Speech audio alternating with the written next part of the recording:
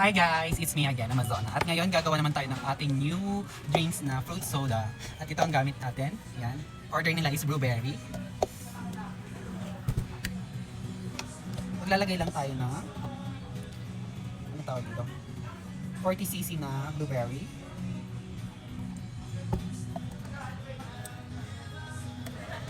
Yan o. Then put na ice.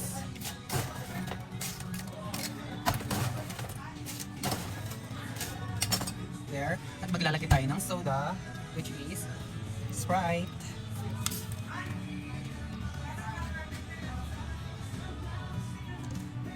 Tapos na siya.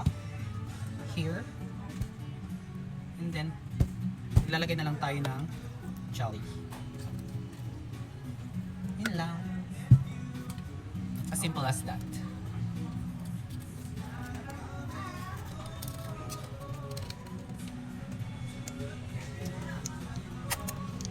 Pwede nyo ibenta to ng 55. Bahala na kayo. Depende sa costing nyo.